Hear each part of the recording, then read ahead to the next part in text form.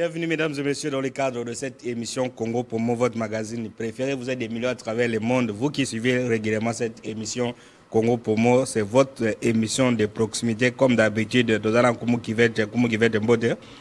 Mbote ndeko Michel, mbote pe na ba téléspectateurs, mbote na bandeko nyonso bazali banda ya mboka ndenge bapesa confiance na Congo Promo, mbote na bandeko ya Idiofa, mbote na bandeko ya Kenge, Grand Bandundu nyonso to pesi bango mbote parce que Congo Promo a très suivi na Grand Bandundu, mbote pe na bandeko ya Lwala parce que bazoluka bankomo bakoma kuna mais avec le temps. Très bien, avec le temps. Alors comme nous avons promis lors de la dernière émission, notre thématique d'aujourd'hui s'intitule Qui de Kabila, Fayulu ou Katumbi incarne l'opposition. Toko bino ba téléspectateurs beaucoup réagir. Vous avez suivi Katumbi avec les siens, ils sont à Bruxelles, ils étaient à Bruxelles pour réfléchir.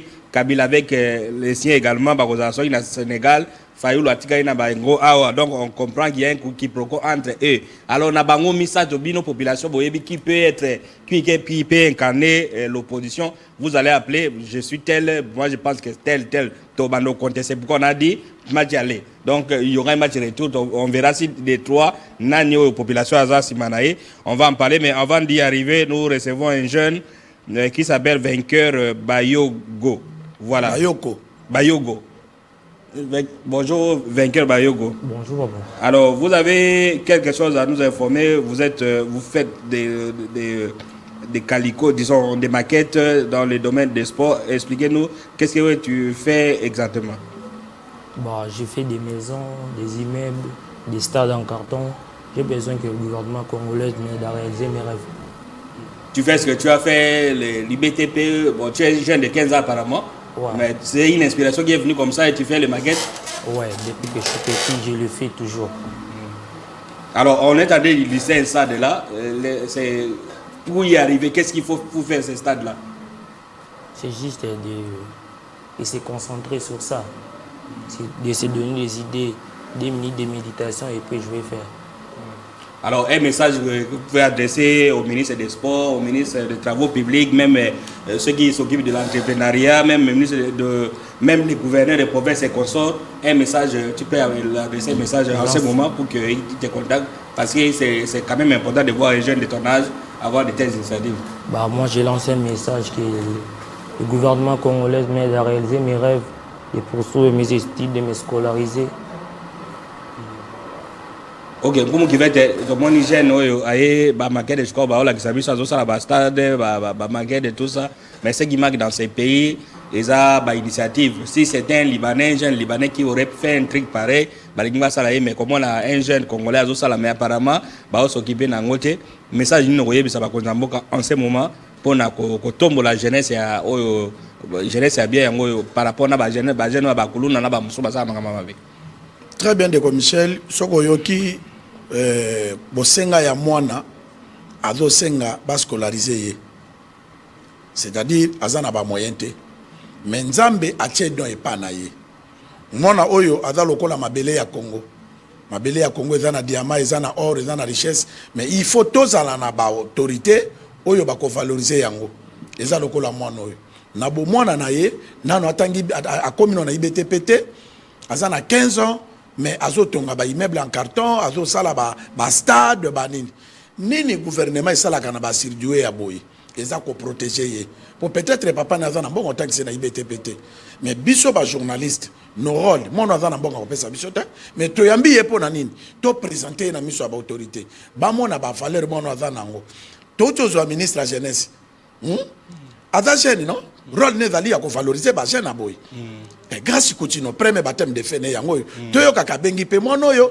a valoriser même il est pas chef de l'état mono ya vie valeur et ça on est ba pesa bango pe ba bourse to mona bourse ya kaka élève à 80% d'examen d'état peut-être quelqu'un qui s'est écrire ba pesa 80% pesa à Belgique na Maroc mais ba jeunes oyo qui sont concrets ba ça makambo mais ba pesa bango ta ba bourse ça il faut bourse ba pesa ka wana pe ba lauréat ya lokuta eza ya triqué kaka bana ba ministre bana ba député bana ya boye na moni kudu na ba réseaux sociaux abi bourse o ba pesi ya neoyo ezaka province moko donc on a tribalisé ba donc pour avoir cette bourse vous devez avoir tel nom.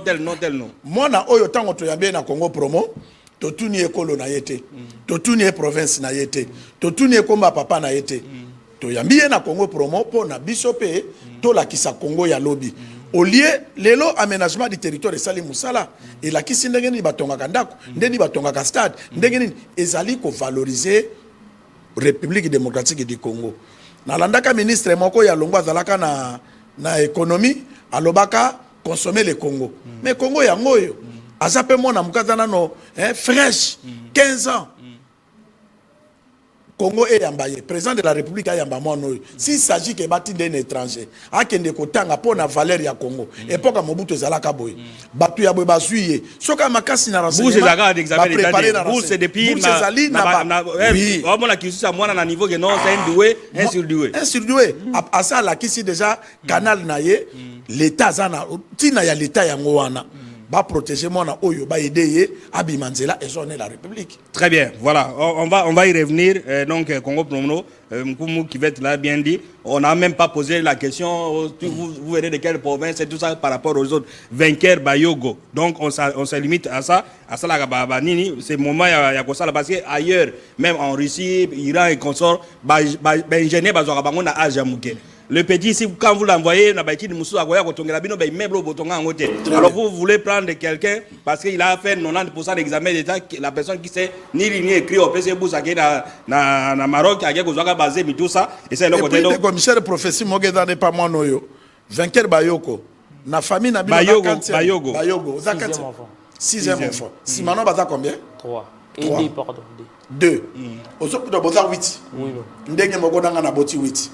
Mais aboti papa ne aboti bana liboso parce que mon liboso ba ko pese comme vainqueur prodige ne parce que mon liboso mais 6e ba pese vainqueur il va vaincre sûrement vous comprenez et dans la produit il y a république donc ada produit il y a république très bien pour consommer on a tout consommer il faut pas tant que c'est mais qu'on l'a bien dans l'état bon mosala Congo promo yango wana ya ko aider que ba valeur ça c'est une valeur il faut ko aider mwana oyo alors comme qui veut on revient sur la thématique je rappelle notre émission d'aujourd'hui qui de Kabila Fayoulou ou Katumbi peut incarner l'opposition. Donc, les Congolais, parce que nous avons reçu dans Congo Promo il y a quelques jours assez députés à l'Obaï que non, et pas assez Ndomba Sabi que non, et pas la bango leader Azate. Donc, bango nyos ba ande moko. Alors, est-ce que la population a la même perception entre Katumbi, Fayoulou? Ici, il y a quelqu'un d'autre que vous pouvez ajouter. Donc, vous allez appeler, vous allez passer à l'enquête. Alors, Mutuna oyo ko répondre en côté qui de Fayoulou Katumbi incarne l'opposition. Mutuna il y a un appel là-bas. Non. Alors mais Mutuna il faut qu'on répondre des commissions à représenter opinion. Voilà. Naza agent droit de l'homme. OK, ça va. Très bien. Ça peut congolais. OK. Bon. C'est là Kabila, Fayoulou, Katumbi nana zo incarne l'opposition. Pour incarner l'opposition c'est trop dur. C'est-à-dire que qui peut être leader de l'opposition? Namboka oyo pour l'instant banyo sotangi wana leader Azate. C'est vrai. Le commissaire il faut toyer baka nini mutu nano ya za leader na mboka oyo tosuki saka leader kaka Etienne Tshisekedi. Pourquoi je dis Etienne Tshisekedi? Mais mboka ekufite mboka continue ko vivre. Non, yoka. Pourquoi na lobe Etienne Tshisekedi? Etienne Tshisekedi tango azalaki abandaka ko pesa bato mbongo te. Tshisekedi azalaki na 12e édition lobi kaka tobi mananzela même n'époque à Mobutu. Ezala minduki masase ko beta bato bazoki bamoni bato na bangaliema na hôpital général bapota mais Etienne Tshisekedi bana même pas ko ya ko tala bato wana. On comprend? Pourquoi? Eza pona ko lakisa leader yewana apande ko pesa bambongo te. Est-ce que na bato tangi wana Joseph Kabila zalaka président de la République pona organiser matinée politique il faut bato ne ba pesa bato bambongo. On comprend? Martin Fayoul azana leadership te ya ko benga ki a créer le que ville morte pe ba magasin fungwamité azana ngote mais politique abonge c'est là déjà c'est non yoka ya comme ça ba ville morte eza ba lokala eza démodé non eza démodé te na ngina kende na yo eloko nini ba benga ka mutu leader ba ville morte ngo ba sala memeni mboka nini non memena mboka lelo to moni donc important sa ville morte na ba biloko na memela mboka en dirigeant les pays donc na ngote ba ville morte na ba férié na ba marche Etienne Tshisekedi yango Félix Tshisekedi a eu pouvoir ba monique lokola azali mona ya Etienne Tshisekedi lokola Tshisekedi azalaki na logique ya kolinga mboka oyoki te ko Michel mona na ye lokola ye soki to mona na lokola postuler to voter mona na parce que azo représenter papa na ye on comprendre ko ya bota ka nkoi nde ba récompenser Etienne Tshisekedi à travers mona na élection tokende côté olobaki pourquoi na boyi bango ke baza ba leader te donc Olobi Fayulu aza leader te Katumbi bango nyonso bazande ba homme politique aza nani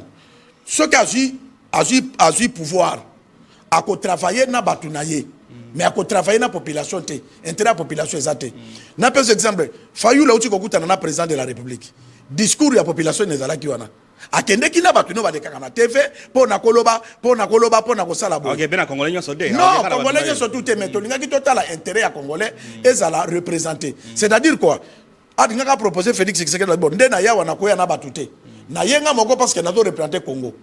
On comprend? Naza leader ya Congo. Il a été corrompu par PC. Non, pas corrompu. Si ça y est comme ça, donc on ne pas voir les appels. Parce que ceux qui le font comme président de la République, bateau à Kosala, Félix Tshisekedi, a d'autres travailler na banane. Quand on a battu la Guinée, na Belgique. Est-ce que ba combattant sur Tozolanda non denge ba olela. Ba salate, mais babunda. Vous comprenez, il y a mon lobino que leader na Congo azate, leader azalaka te que soka azui pouvoir kaka po na province na ye. O azui pouvoir po na bato a parti na ye. Leader azalaka o balobaka nyama yonanga na kimongo. Donc nyama ya mboka. Soke kufi bato nyoso balia. Mokonzi azui pouvoir ba enseignant ba futama bien, ba médecin ba futama bien, ba fonctionnaire ba futama bien.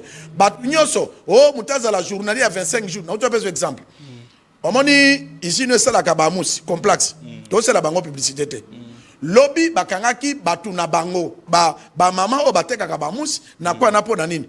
Mundele wana aza kolobake ba congolais. Bateka place wana te parce que ateka ke ponche, ateka na gros, ateka ka pe na détail. Mais ba député o ba uti na ba parti ya ba leader wana. O bateka rebe eza bisu moins cher pour les gars eza pembeni. On comprend? Nini bango basala ka po na ko protéger intérêt ya ba congolais wana. Yango na boyike na Congo ba leader bazate. Très bien. Akoya na moment ya élection a osenga ba voter ye. Tango ba ko voter a bosani population. Est-ce que leader a ko bosana la population? Très bien, il y aura sûrement élection ça la mais c'est là peut-être l'un d'entre eux ndako komaka mokonzi mboka Dieu seul sait. Alors nous accordons la parole qui de Katumbi Fayulu a incarné opposition. Autrement dit, est-ce que marche bango ba osala ba ko porter changement. Alors on prend rapidement les messages avant de faire passer les gens à l'antenne. Bonjour Congo Promo. Pour Nangai, bon, c'est genre de questions de l'Union mais je vais seulement lire comme ça vous êtes combattu. Bonjour Congo Promo pour Nangai. Ezala Fatundu, ezala Fayulu, ezala Kabila, ezala Katumbi, baza ba étranger, baza ba congolais. Donc, alors, ces genres de questions, répondre non à place. Non, yo koboya yangote. Ndeko Michel, nangoloba na yo, ngai naza muto. Mais nazo compléter yo, mais Fayulu, Katumbi, Kabila, baza ba président, baza ba voter ba mona élection. Na boité, le seul pays où est infiltré dans le monde, est la République démocratique du Congo. Parce que na Congo basenga ka mutu te. So nga noto mesani. Ndeko Michel ozope sanga fufu masango nyonso na commission ndeko na ngai o moni wana ndeko Michel ndeko na ngai mais na yebi sous sa provenance na yote koboya ndeko aloba de peut-être azana ba preuve pourquoi qualifier trois personnes non o yo zo mona bango ba leader ya Congo mais ya boy bango ke baza ba leader te parce que baza ba congolais te mais nini biso ba congolais to ko sala po to ko na ba leader or te biso moko toza ko kabona muluba muswahili mukongo mungala ozomona. Or que biso il fallait tout le leader parce que ndenga boy bango wana po na ye okolongolais to na démocratie c'est n'engage que lui azana ba source information ne pona ko boya ke batona baza ba congolais te biso to. Mais acceptons que ce sont des congolais. Alors revenons à notre thématique. What des années entre parenthèses à lobby. Alors on peut eza na kata thématique parce que pose à la leader na mboka wana il faut à de père et de mère ya mboka wana. Et ça te que Rwandais aye awa ko maldia pa pesa ka ba congolais mbongo. Non. Ils ont la carte thématique. Mais oui, ils ont la carte thématique. Mais ma père et des mères, qu'est-ce qu'ils ont fait pour le pays? Ça, c'est notre débat. Voilà, bonjour Congo Promo. Félicitations pour l'émission. Pour Nangaï, leader de l'opposition, Eza Fayulu. Donc, Ndeko Fayulu. Alors, il faut donner votre nom. Bonjour Congo Promo, leader de l'opposition, Azate, opposition ici, là, et Tikala, na IDPS. Voilà, prenez d'abord cet appel et puis on va passer à allons de combo, to bengu, puis combo dans nos en direct dans Congo Promo. Puis Congo Promo, bonjour. Bonjour mon frère. Ok, naza na Kinshasa, naza juste na commune ya Nsele. Ndeko na commune ya Nsele, combo contribution. Vraiment naza landa mission na bino direct comme Ozola na Congo Promo en direct ndeko loba. En fait, eloko moko bolobo na ya mutuya, eloko ya mutuya vraiment esprit wana ya tribalisme ke nga naza mu Congo naza mu Ngwandi naza mu Luba naza banindi lelo ezochanger mboka parce que tozalaki na président moko oyo asangisaki ekolo mobimba lobi toza tata moko mama moko. Très bien. Azwi Mongala atindi ye na Bandundu, azwi Bandundu atindi na Équateur, azwi Équateur atindi ye na Lubumbashi, azwi na Lubumbashi atindi boye. Soki lelo tokomi na ba esprit ya division na trahison na mboka ezoleka se vis-à-vis na makambo wana parce que le komi lelo monoko moko na kanisi nyonso ko marché na molongo. Ya mibale ba opposant lelo bazosala makambo oyo bazoviser ne famille na bango. Bazoviser pour na famille na bango donc baza na souci ya peuple te. Ata peuple azokufa na nzela, ata bazotorturer peuple na nzela azoleka na vitesse na jeep na ye.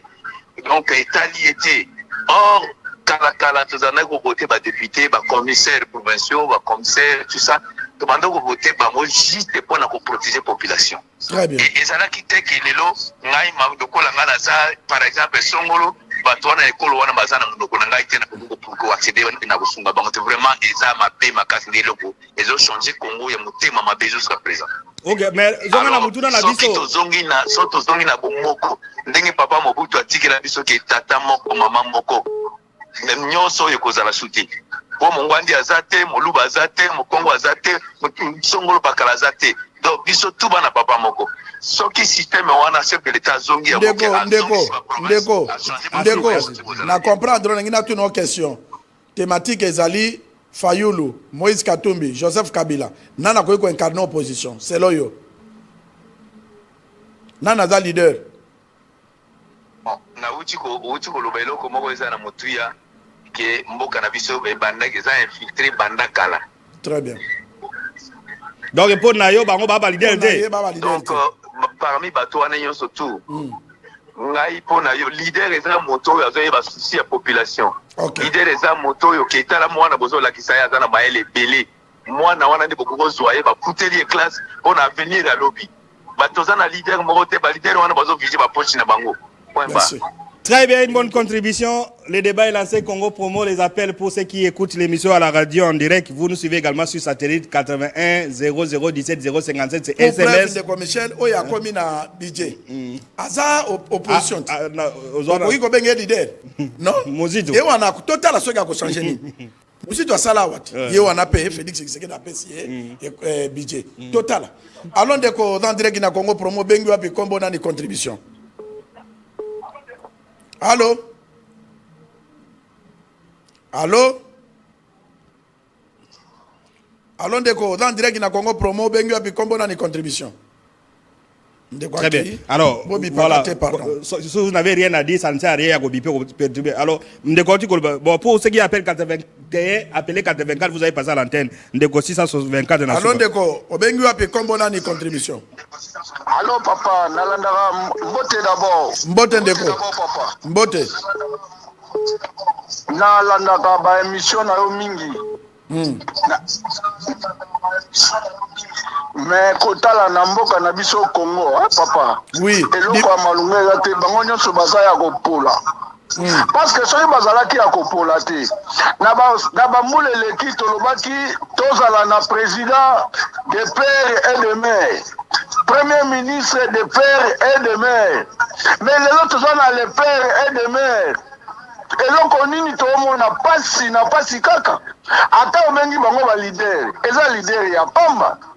Lelo ndenge yo zana papa soko bimi na mutuka noko tambola malamu jamais nzela ku desate nzela ku desate.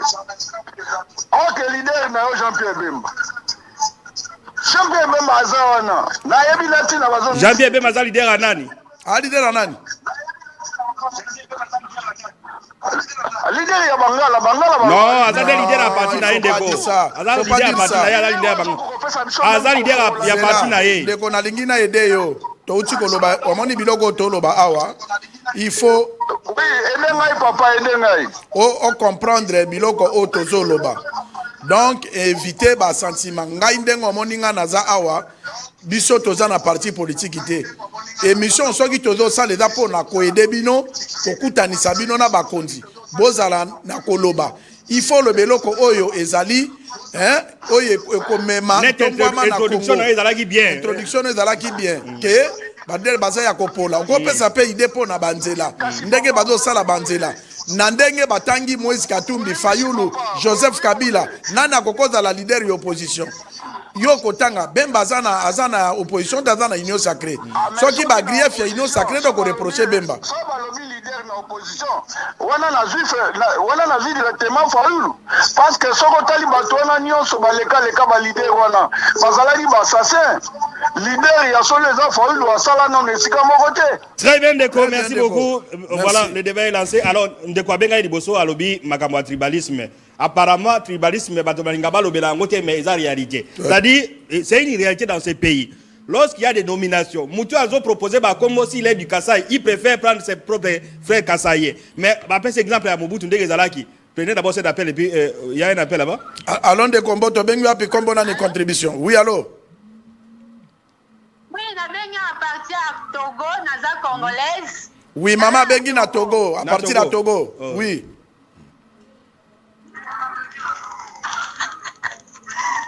Allô? Allô, papa? Oui, mais maman, contribuez maman, vous êtes à Togo, je suis en direct dans la capitale, il y a la République démocratique du Congo, na Kinshasa.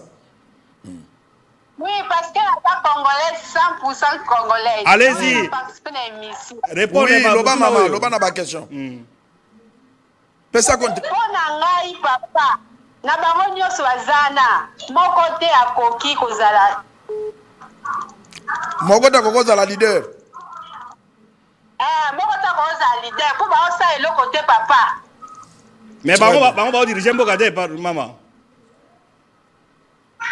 Tozomona pasi bandeko na biso bazala na mboka kuna bazo souffrir. Donc tolingi te, balongwa bango nyonso. Très bien maman. Voilà, on nous suit. Comprendre maman. Nous saluons ceux qui nous suivent à partir de Lomé au Togo, net maman, Congo Promo, net satellite. Alors maman, donc rien ne marche. Allez, vas-y. C'est là. Alobi rien ne marche. Na Congo pour la maman, opposition bien pouvoir, parce que ceux qui de l'eau badingi basala lika. Nani par exemple maman a raison. Oyo ya comme ministre Abidjan zalaki na opposition. Tamboli la donner des leçons. Tango balakiseka intérêt na ye. Ye wana keiti. Tango okene na cabinet ya muzitu. Okomona kaka bandeko batabandundu batondi banini et puis akobosa la kilejaka président na lelo azana ni na gouvernement azana ni muzitu azana ye na mona na ye parce que mobali ya mona na ministre ya communication. Ye moko ministre ya BPM Abidjan. Ya Abidjan. Mboka oyo ezana autant d'habitants. Est-ce que famille moko ba ko gagner 2 ministères? Kaka bango ozomona donc biloko wana ezomona na ke même pe ba faulu ata ba ye wana ezaka intérêt personnel bref yango wana mama za na raison mama na Togo to besi ombote allons de combo to bengu api combo na ni contribution. Ouais, bonjour. Bonjour Ndeko. Na bengi na zana Kinshasa wa contribution Ndeko contribution. Ouais, contribution na yoki question botuni na ba leader na ni opposition. Oui. Sikoyo, actuellement, c'est totalement la réalité à Congo. Batou, par exemple, na souci à population te, n'ingen de commission sur le Goloba. Très bien. Baza batou yo, bazo sa la kaka, mabumu na bango, intérêt na bango, pe ba famille na bango. Omoni lelo, tanga kokondi mafayu le mouké parce que na gouvernement a boyi kosala. Ba proposa qui est oyebi ke ba proposa qui a boy 3 ministères ba pesa so 4 5 ministères a boy batu mususu ba continent ba ndeko na biso ya palu wana auti kokota bizenga nani musique mais ye pas alaki na lamuka mais lelo aboyi na ye fayu la boyi ko travailler parce que azomona ke makambo za bien ke intérêt population ezate et gouvernement les mêmes personnes qui reviennent à mon papa bongo bato bazotanga ba classe lelo ba étudiant ba osilisa ba kosala mukolonini neti mono ya la kisi market ya stade oyo market ya stade wana to exemple moko lelo oyo examen d'état ngana esalinga pasi papa biso to botami l'époque Mobutu examen d'état et umelaka pona correction mais lelo to moni examen d'état bana basilisi examen d'état jeudi lundi résultat bimi résultat wana ba compiler ngo wapi pena tani ni po ba ke ba ti lelo examen esi na nte ba publiaka et puis tu ko tala ba lauréat ba kasayen na ba kasayen et ça n'est pas si vraiment Très bien, Ndeko. Très bien, très voilà, bien. vous êtes des millions à travers le monde. Alors, je ne sais pas comment il s'est précipité pour publier l'examen d'État parce que les lots sont publiés. Donc, ça, après publication, les lots sont 3 semaines et si la gâté. Donc, à ça, il y a une précipitation. Ndeko Michel, il y a un géré plateau, dans le bagana bateau, que na vie, il faut marquer époque. Biso na Congo promo le. Ce que ça la kamboko ba honoraka bato ba pesa ka trophée, ndeto za na trophée. Parce que nyoso biso to lobaka, bato mandimaka na sima. To yebisa ki mona mosa na ketabali aka makala mine ko ba mundu mukolo na te. Lele compétence na ye monani. Allons de combo to bengi wapi kombo na ni contribution. Allô. Oui, allons de ko. Obengi wapi kombo na ni contribution en direct na Congo promo. Allô, bonjour. Bonjour. Bonjour. Monsieur, diminuez volume à télévision. Bah, bonjour et belé d'attendre. Diminuez volume à télévision pour te yokayo bien. Na bengi bito na commune Njili kombo na ngai Nzuzi. Contribution papa Nzuzi. Allô? Contribution na ngai ezali ke na bango misato wana leader azali te. Toujours la leader oyo akozala na souci ya Congo pona ko aider Congo. Abotami nano te. Ndeko zela. Lobby bakokoma lisusu na pouvoir bakosala makambo malamu bakozala na souci ya Congo toyebi te. Baoyo misusu bazala na pouvoir bazalaki na opposition lelo bazwi ba pouvoir est-ce que bakorendre biso service nini toyebi te. Toujours la nde oyo akozala na souci ya Congo ye wana leader ya Congo o biso tofungula motema pe maboko. Esa abotami ou bien abotami nano te. Zela yenkumu givet. Est-ce leader ou abotami ou bien abotami te? Non, il faut comprendre que l'idée il y a des téléspectateurs. C'est-à-dire quoi? Après, c'est un exemple. Alors, IDP ça n'a pouvoir. On a compris. IDP ça sali. Non, leader à Koya. Alors, IDP ça sali 38 ans. A pouvoir. Intérêt à peuple les Arabes.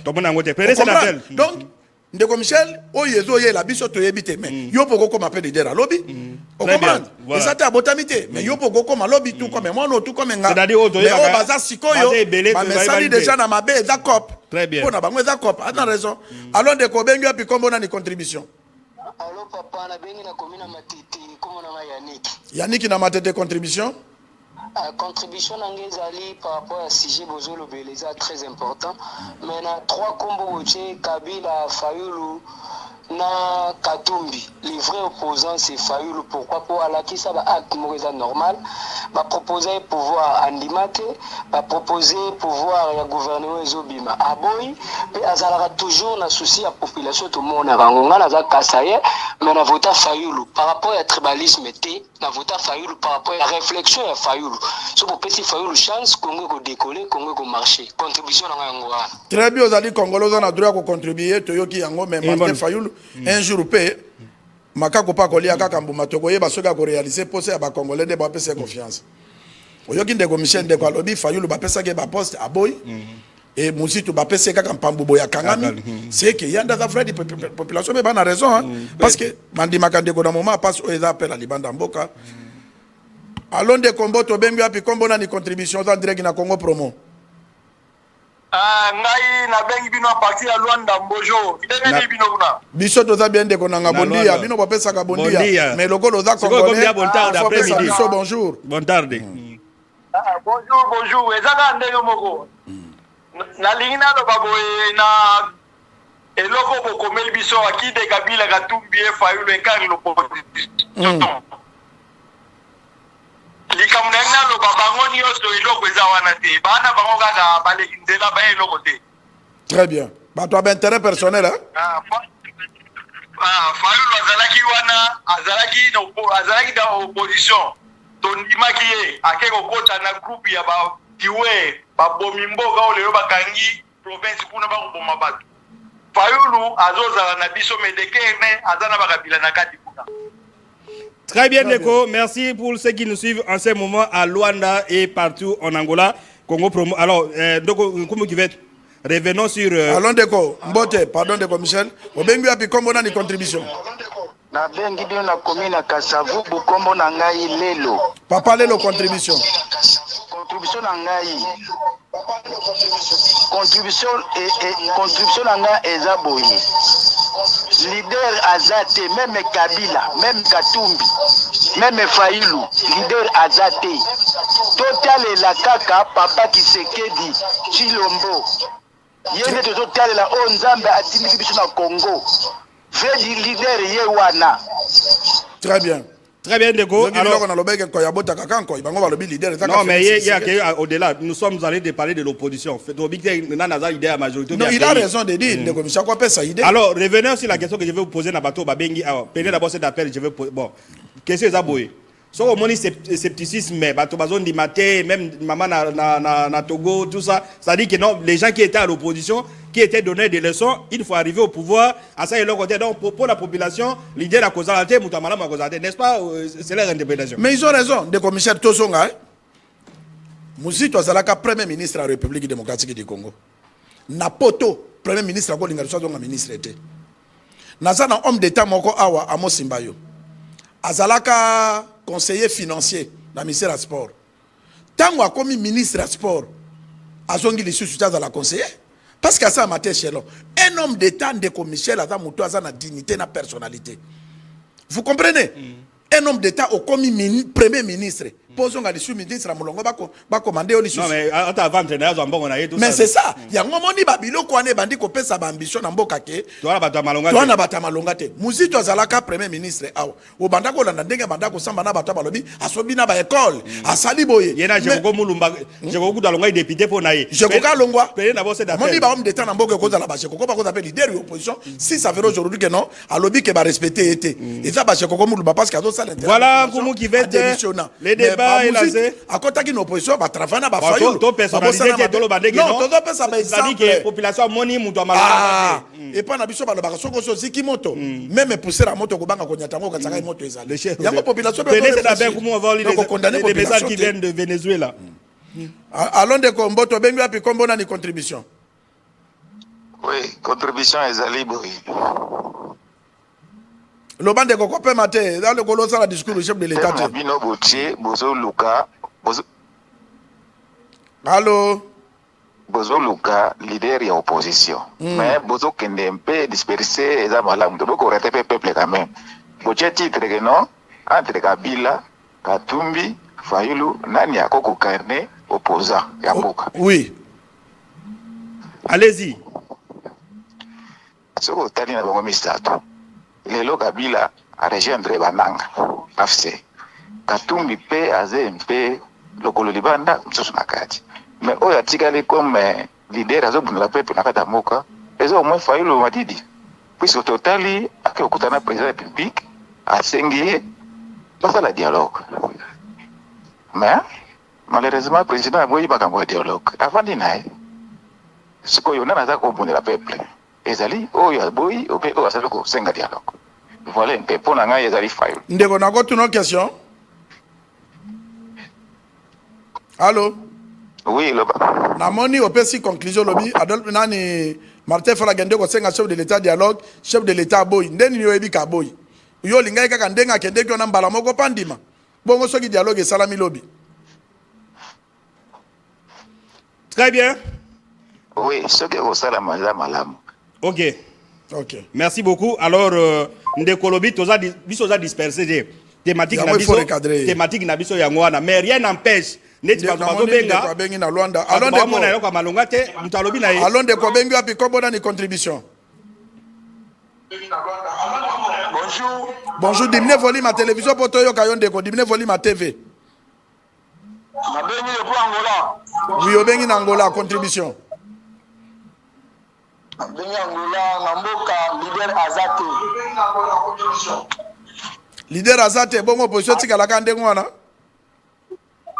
Na lobi pe tozemo na mboka ndenge zo tambola mboka ndenge zo tambola leader Azate le pourquoi ba oyo bazala sur place basala loko malonga te.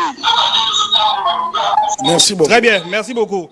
Alors, le monsieur qui vient d'appeler, alors que doit disperser, vous avez compris la réponse. C'est-à-dire que pour les Congolais, bateau dirigé, apparemment, pas de satisfaction. Alors, tout ce qui va se réclamer leader ou bien dirigeant à parti politique est azaté. Donc, ce n'est pas nous, qui sommes dispersés. Non, il faut qu'on ait des pays, bon, Ndeko. Soki, oebi, ozalaki na mwasi, ozi mwasa liboso, oye kokute na mobali na mbeto na yo. Ozi ya mibale, oye kokute lisu na mwasi na mobali na mbeto na yo. E ko peso deku. Eza lokola ba politicien congolais bazo décevoir population. Dans le moment il y a campagne député à Koya. Eh voter pas voter tant qu'on comme député à son bimu to quartier filmé. Pas de contact na population. Ce que population ba komi comme on a toujours na mabanga, yango moni système élection komi, ba ye na bango mais bango moko ba politicien, ba tie bango na ligne, ba nommer bango ko nommer. Ozomon biloko yo so population asa comme on a yango ke place na ye eza te. Biso toza dispersé parce que biso nde topesi thématique on a yo muto pesi yango te. Très bien vous dire que population mutu na mutata na compréhension na ye, azo pesa idée na ye et puis biso to lobi et puis ocho loba wat. O lobi Kabila zalaki président awa. Selon yo a rejoindre nanga. Yo za na ba preuve wana biso doza na ngotesko. Tango population bazo yo muto ba voter deux fois à gérer Congo. Mais à quel point aboma ba congolais. Est-ce que congolais vous en a confiance dessus ya congolais? Vous comprenez? Exemple très bien, on va lire les messages de Venezuela. Allons de combo, to benga puis combo na ni contribution. Voilà, bonjour Congo Promo, je suis en train de vous suivre à Caracas au Venezuela. Félicitations pour votre émission, je suis missionnaire. Azan missionnaire congolais, Azan à Caracas, na Venezuela, Bazola na Congo Promo. Merci à tous les missionnaires congolais qui sont à travers le monde, Bazola na Congo Promo. Il y a un appel là-bas? L'appel est Belén de Michel, saturation des Amakas Congo Promo. Allons de Kobengo et Combo na ni contribution. Ah, bonjour papa. Bonjour de Konangaï. Oui, mes respects. Botika, Bolobara sauté. Le quoi tous congolais. Tika kaka tozana congolais. Pardon, bougété. Bolobara soma mando wande wanate. Ce bolo wamando kidinu wala kato. Bolobara sauté, merci bozande konangai. Olobi eloko tende ko congolais ni noto tikala na ye otozui. Fixez biso. Voilà déjà la fatigue d'un temps. Depuis la fatigue d'un temps, ça ici. Après fatigue.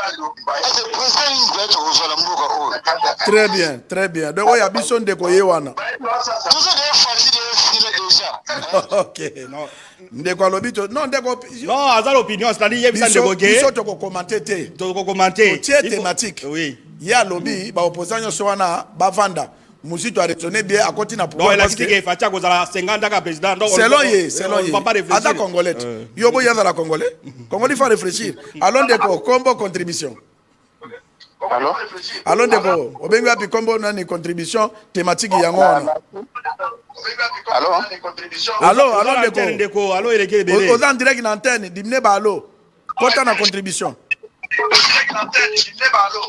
Oui, merci. Comment on a monsieur Mbuta na bengi bino na commune na Matete. Mbuta na commune na Matete contribution. Contribution nanga eza boye. Bokomi bien entre Kabila, Katumbi na Fayulu nani ako incarner position. Mais ça simple. Les seuls opposants ou azo se manifester na liste wana eza Martin Fayulu par rapport ya ba bien fait na ba raisonnement oyo en tant que Congolais ako réagir. Ce qui totali bandeko nyonso bokomi mibale wana. Wana kutu ko compter ba kombo na bango te baza ba rebelle ba yini ya peuple congolais. Merci beaucoup Ndeko. Congo est en difficulté. Allô? Allez, Ndeko en direct. Oui, Congo est en difficulté. Aboy, oui, totally ma réaction est vrai congolais. Fayulu aboyi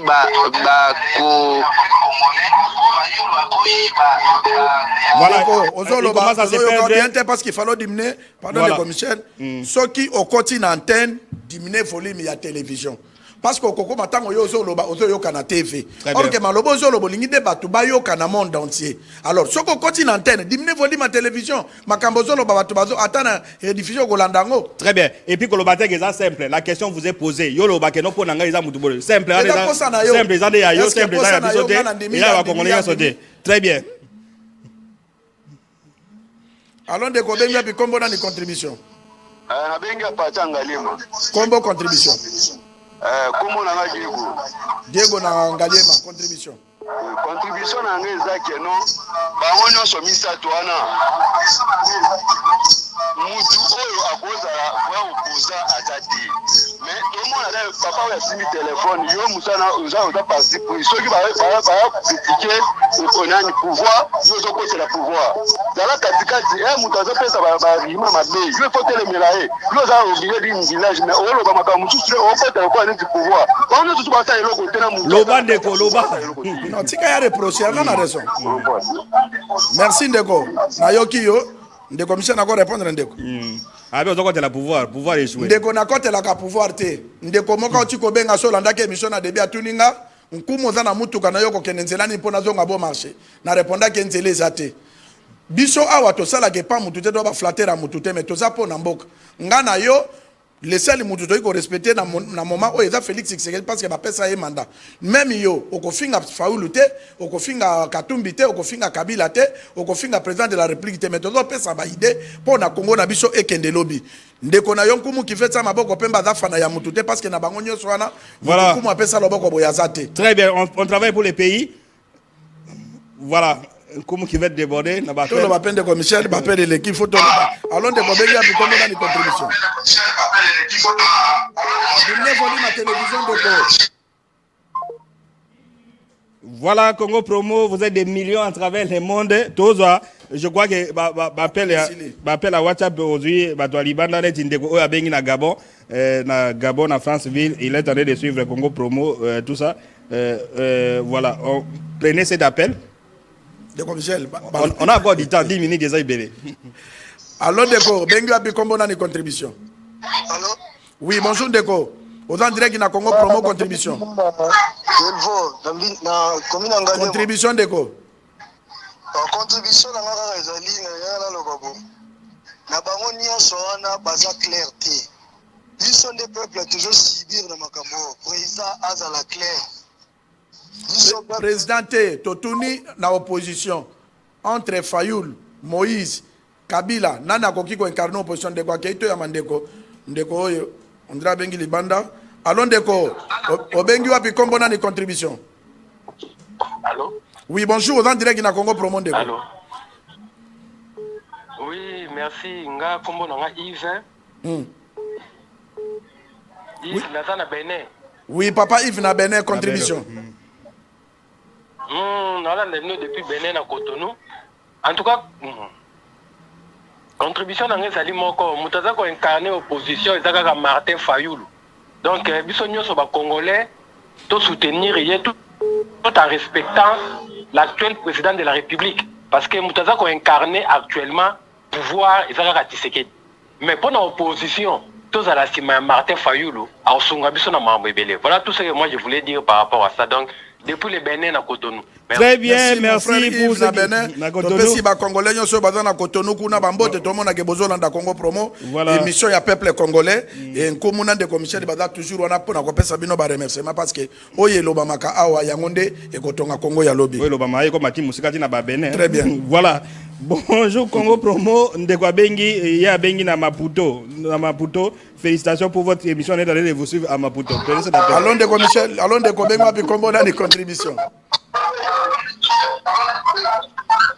Diminuez volume ma télévision de diminuez volume ma télévision.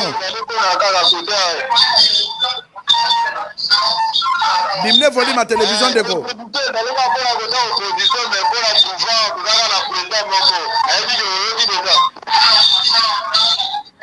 Très bien. Alors, pouvoir d'être opposition. Na pouvoir, on sait, nous avons incarné pouvoir, c'est le président de la République. Nous avons l'opposition parce qu'opposition, il y a une loi portant statut de l'opposition. Opposition, il faut les arrangements. Alors, Baza et Belé, Baza, 1 million d'opposants qui, d'entre eux, peut incarner l'opposition, c'est la thématique d'aujourd'hui. Comment qui peut être président d'appel? Alors, de Kobengi a pu combiner contribution dans direct na Congo Promo. Oui, bonjour prophète. Bonjour. Prophète. Merci Ndeko. Contribution.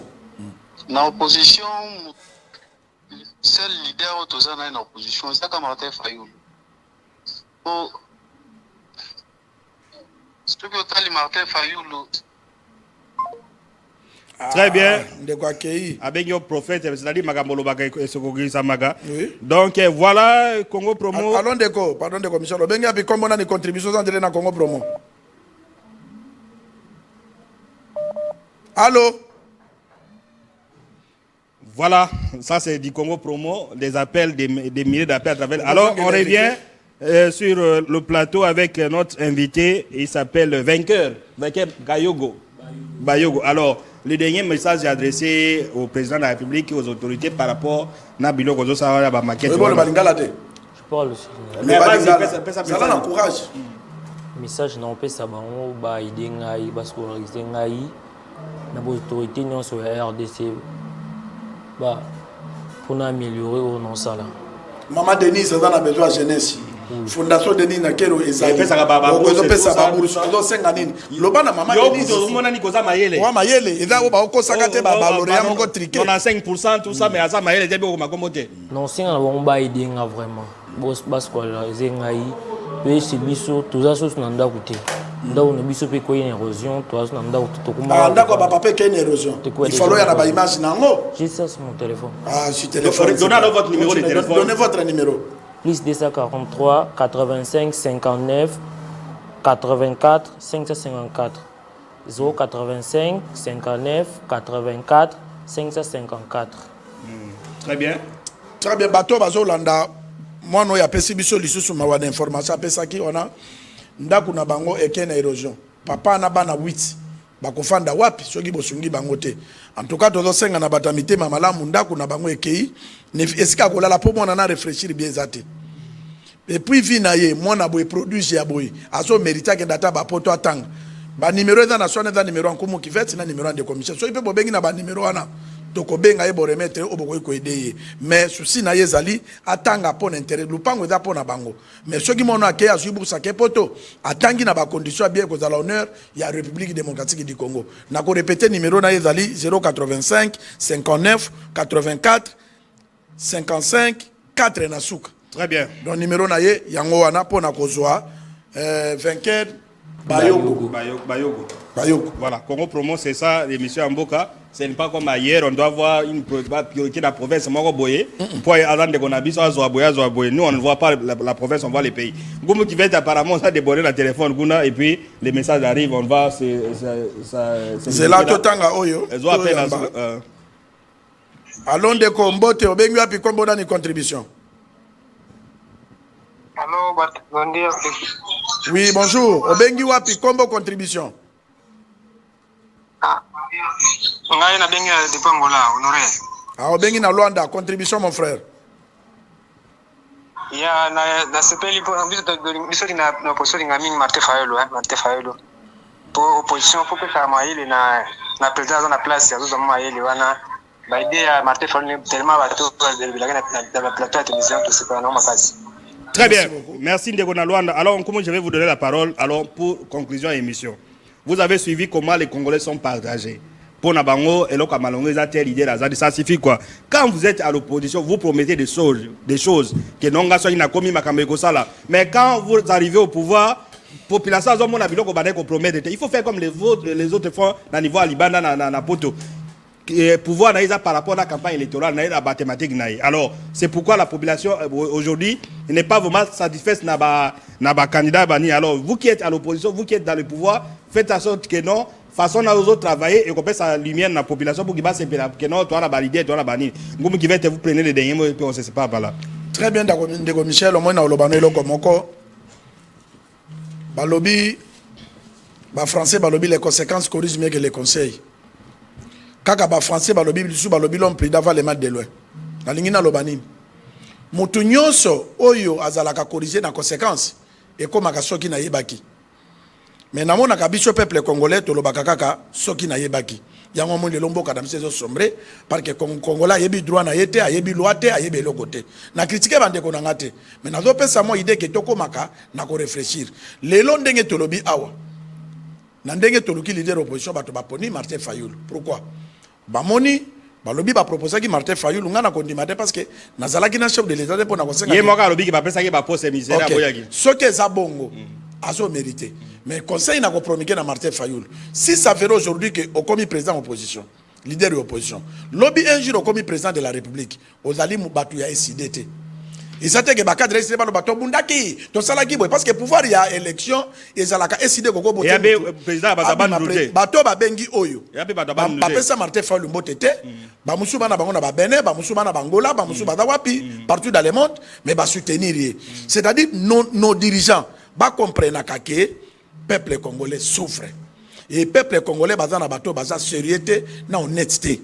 Alors ba leader bazo koma ba salata iloko moko ya malonga po na mboka tala banzela otambola ezate tala meme bana osoki bazala neti bano bazana bapoto ndelelo déjà ba protéger bataboy bana ba école na bango batanga mais ministre pas il faut mona soka la famille na la province na ye on fait sa chasse na mututé tout ça mais ailleurs on ne voit pas province ba ministre nyonso bazali awa bazaka bana bariche bazaba na bariche te bana babola pe bazeli lo ba comme ba ministre qu'est-ce qui manque que vainqueur à cause de la paix câble ya courant utile na famille na bango mais akoma ndenge nini ceux qui va protéger va encadrer akoma pe important pour namboka ngana ko lobaka ke non tabalia ka makala mine ko makamundu mukolo anate totika temps ba konzina biso ba pesa pe biso confiance pour na Congo et kende liboso. Laissons le temps au temps, disait le maréchal président. Alors merci beaucoup vainqueur, bonne chance à toi. Je crois que Ndeko Legi na Congo promo d'ici fin semaine va te contacter parce que nous sommes une émission républicaine pour Nambok. Ce n'est pas une émission tribale que nous on t'a pas posé la question ça ta province ni